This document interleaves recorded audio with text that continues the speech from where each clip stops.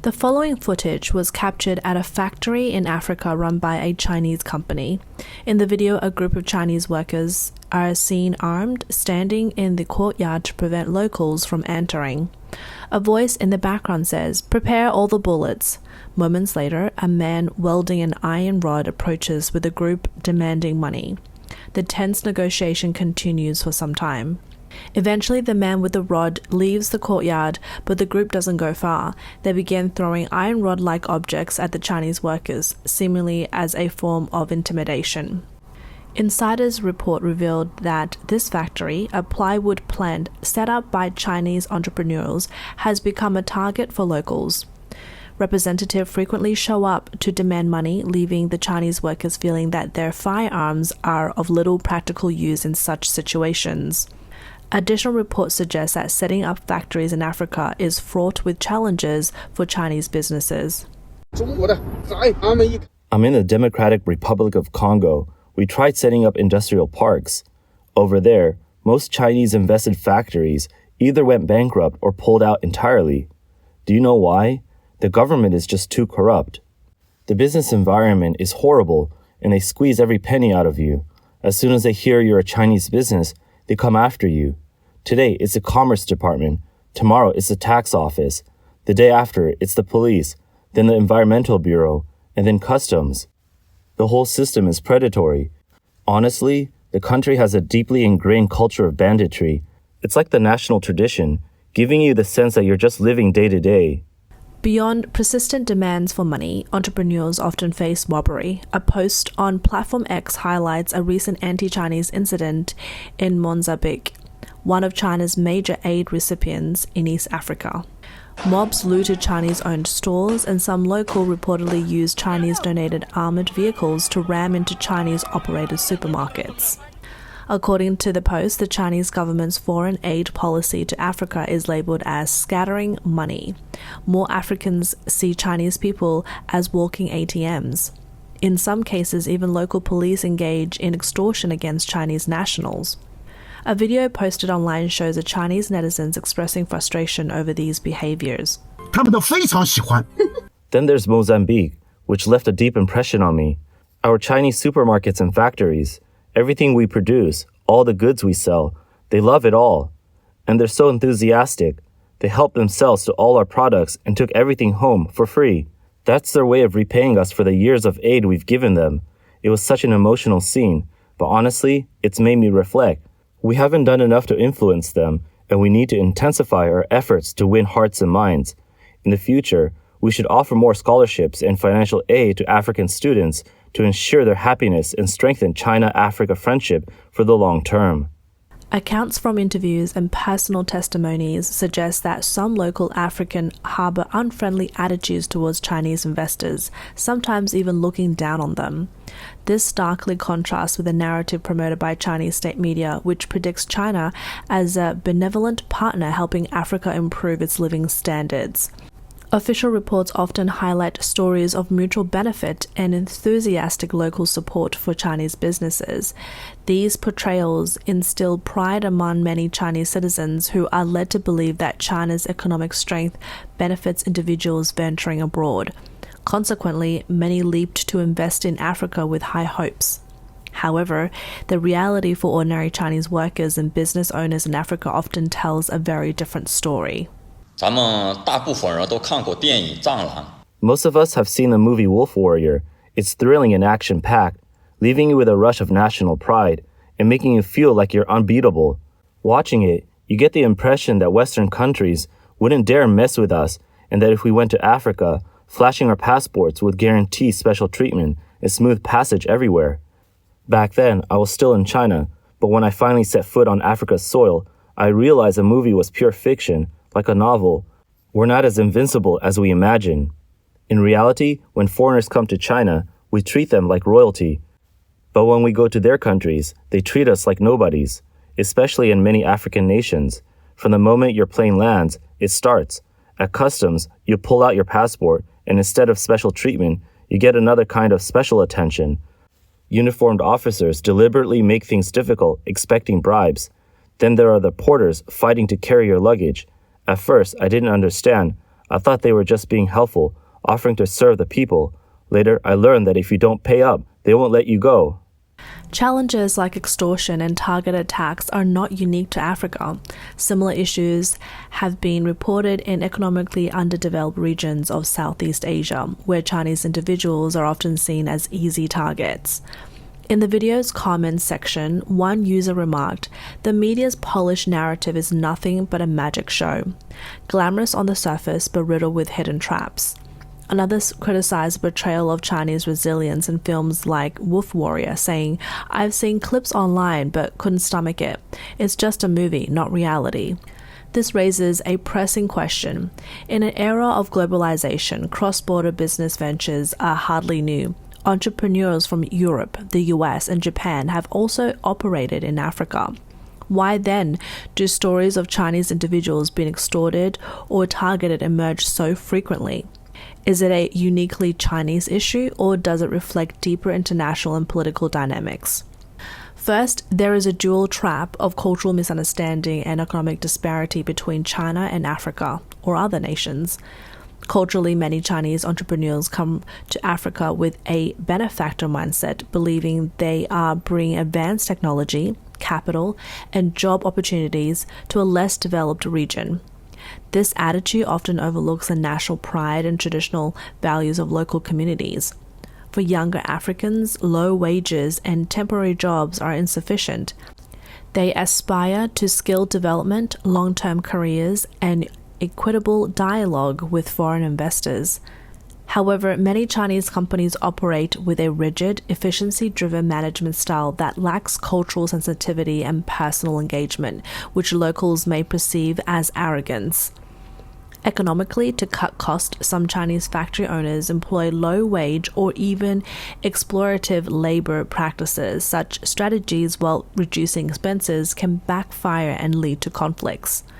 Ultimately, while official narratives may paint an optimistic picture of Sino-African cooperation, the lived experience of many Chinese individuals working or investing abroad reveal the complexities and challenges beneath the surface. A social media post has revealed troubling practices at a Chinese-owned business in Zimbabwe. In one case, a local worker reportedly died on the job, but the Chinese employer merely promised the family $2,000 in compensation, avoiding any mention of the accident's cause or details about employee safety. This lack of accountability has sparked significant dissatisfaction among locals. Such incidents aren't unprecedented. They mirror problems seen during the early development of private enterprises in China. However, in a foreign country, these issues more easily escalate into conflicts. Discussions about Chinese enterprises in Africa inevitably touch on the controversial Belt and Road Initiative. Introduced in 2013 by Chinese leader Xi Jinping, the BRI was promoted as a grander vision than the Marshall Plan, aiming to establish a fair global economic order and drive worldwide development. Xi labeled it the project of the century. However, over a decade later, many participating countries have found that the initiative has not delivered prosperity. Instead, it has often brought financial hardship. According to India's Vidhan News, the BRI has become synonymous with high-cost financing schemes rather than genuine aid or development projects.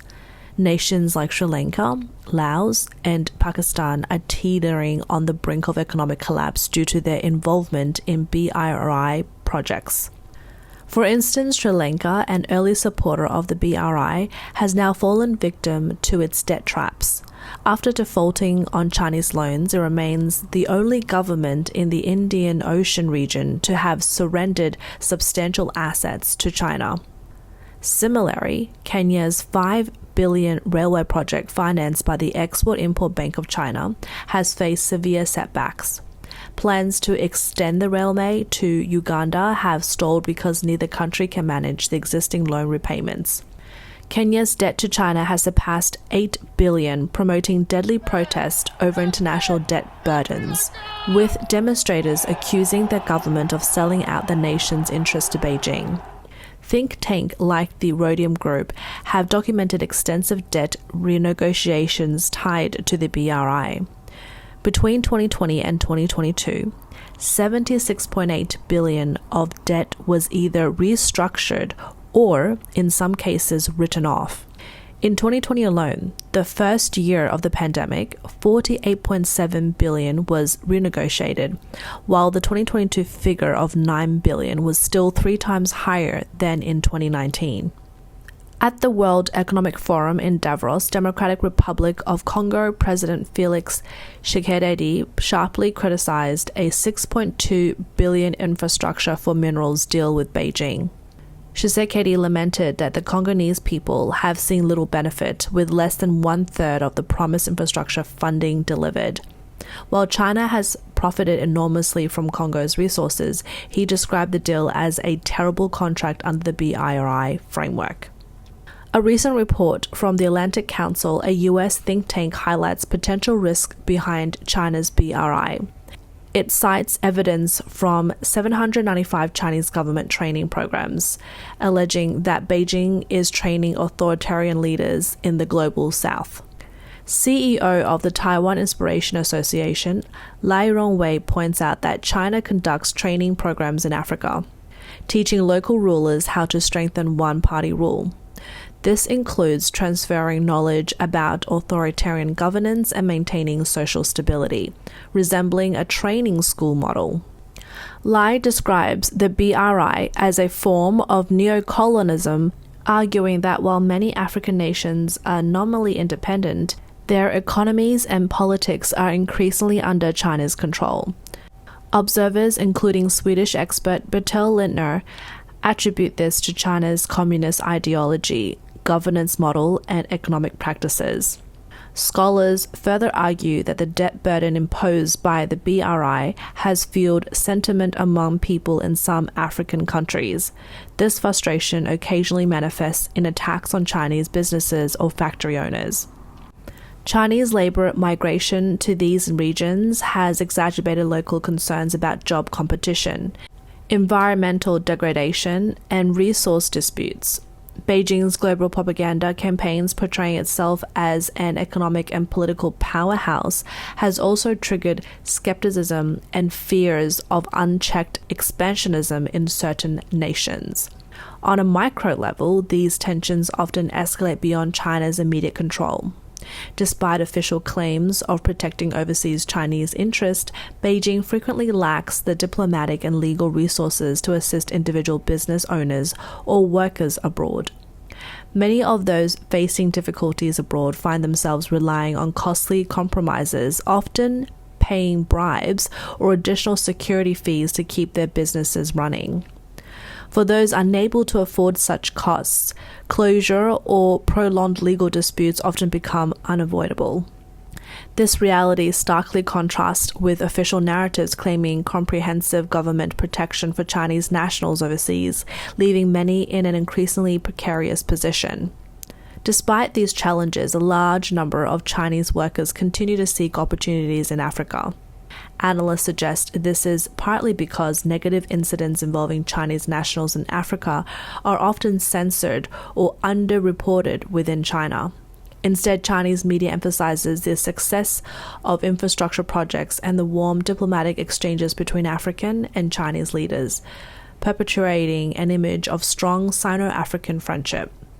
This distorted narrative fosters misconceptions, particularly among young Chinese who view Africa as a land of opportunity without understanding the hardships faced by small businesses owners struggling to survive in these regions. On a broader scale, these dynamics reflect changes in China's economic landscape. Over the past 3 decades, rapid growth in domestic demand and exports has driven China's economy. However, a slowing GDP growth rate and structural imbalances have increased pressure on the industries. China has sought to export surplus production globally at lower cost to address overcapacity. A report from London-based think tank Capital Economics forecast a further economic slowdown in China, with annual growth potentially falling to around 2% by 2030 due to real estate market contractions and cautious consumer spending. In response, the government has intensified investments in key sectors such as semiconductors, aerospace, automotive, and renewable energy, aiming to generate surplus for export markets. According to the World Bank, China's manufacturing output accounted for 31% of global production in 2022, with its goods exports comprising 14% of the global total, a significant rise from just 10% and 5% respectively 2 decades ago. Wesley A. Hill, head of international projects at the International Tax and Investment Center in Washington, described the current trend as the third wave of Chinese exports. The first wave, he explains, emerged in the 1990s before China joined the WTO, disrupting traditional industries in the US. The second wave saw a surge in Chinese consumer goods in the mid-2000s, displacing products previously imported from Japan and Thailand. For many small and medium-sized enterprises, venturing abroad to Africa or other emerging market has become a matter of survival. Faced with rising domestic competition, stricter environmental regulations, and higher labor costs, many businesses see Africa as an untapped market with lower wages and abundant resources. However, these companies often lack cross-cultural management expertise, strong diplomatic channels, or legal safeguards, leaving them vulnerable to corruption and bureaucratic hurdles. As one entrepreneur lamented, if you can't make it in China and hope Africa is easier, you may find it even harder.